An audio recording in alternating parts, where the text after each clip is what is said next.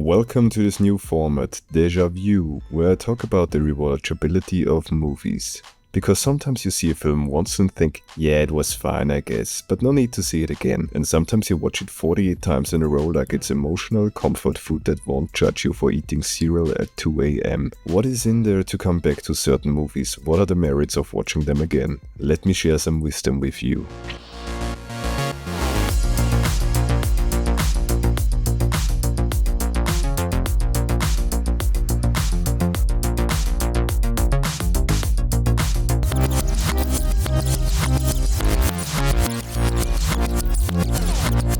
Déjà View.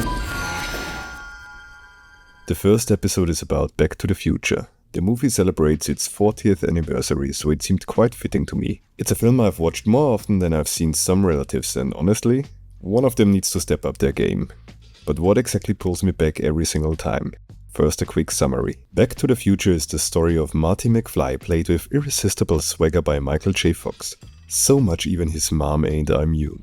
It's an absolute dream. A teenager with ambitions of becoming a musician, but too afraid to take the leap because he fears failure. Relatable. My dreams also come pre-attached with anxiety DLC. His best friend is Doc Brown, an eccentric scientist who builds a time machine out of a DeLorean. The first act is an orchestration of setups that will later pay off with almost obsessive precision. The broken clock tower, the family dynamics, Marty's ambitions, Doc's scientific quirks, every detail is locked like the movie is preparing for a 3-hour debate. I don't want to name every single one of them, but we'll return to a few later. After the first test run, terrorists show up. You know, totally normal thing to drop into a family movie. They are after Doc, forcing Marty to flee in the DeLorean, and he accidentally launches himself back to 1955 via plutonium-powered time travel. Once in the past, Marty's mission is simple. Find young Doc, not break the timeline, interfere in the one incident which culminated into the relationship of his parents. And thus, Marty's very existence depends on coercing his socially paralyzed father and aggressively thirsty mother Lorraine into falling in love on schedule. This is basically the world's highest stakes dating sim. What follows is a sequence of escalating disasters.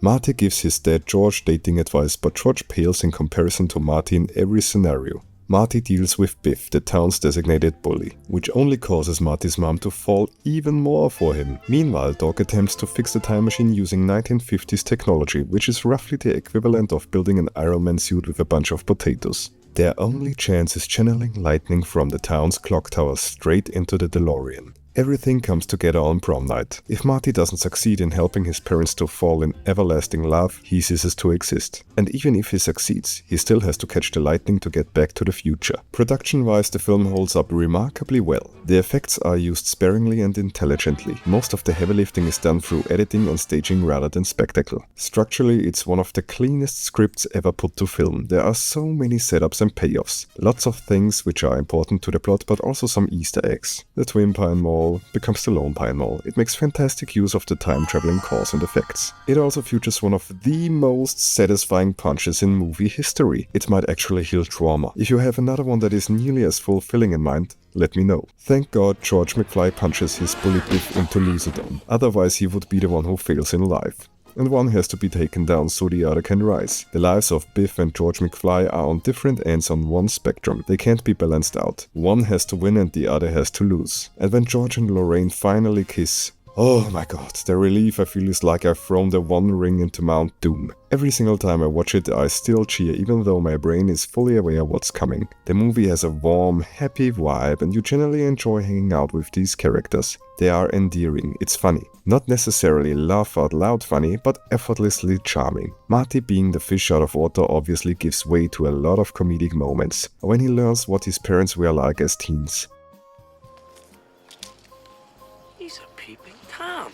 Marty's mom preaching about how girls never behaved like that in her day, while she practically tries to tackle him on side is hilarious. The actors play off each other incredibly well, all of them. They have great chemistry together, especially Michael J. Fox and Christopher Lloyd. I was asked recently from my last rewatch why this old guy and this high school boy are hanging out. I said, because they are friends. So they're not related? No. That's kinda weird. What do you mean? Just saying it has a creepy undertone. No, it does not. They are simply friends for God's sake. Stop adding a strange taste to this iconic duo. Man can have all kinds of friendships. Sure, if you say so. Just don't question it and go along with it. Don't ruin this for me. It's wholesome, okay? The finale is sweat-inducing. It's a masterclass in building tension, coordination and payoff density. Every time you think, okay, they've got this, the situation worsens again. And on top of that, time is running out. I'm so glad we haven't got a reboot or a legacy sequel or any sort of rehash. Hollywood has touched everything else but this. Untouched. Sacred. Like a museum exhibit marked, do not reboot. We don't need distractions. We can just enjoy this movie and by extension the whole trilogy. The scene I'm looking most forward to. The guitar scene. Easily my favorite moment in the film. Just as Marty knows he is safe and his future is secure, he has the opportunity to play in front of an audience and let loose. It's freaking fulfilling to watch. I can't help it, and I have the same feeling regardless how often I see this. As soon as I hear Johnny Be Good, I'm in a good mood. It has so many iconic scenes, it's a timeless classic, which you can rewatch whenever, wherever. If it's on TV, I physically cannot turn it off. I'm glued to the screen, I get the same emotional response every time. So I give Back to the Future infinite rewatch value. What do you think of Back to the Future? What makes your timeline stability questionable? Let me know in the comments down below. Thanks for watching.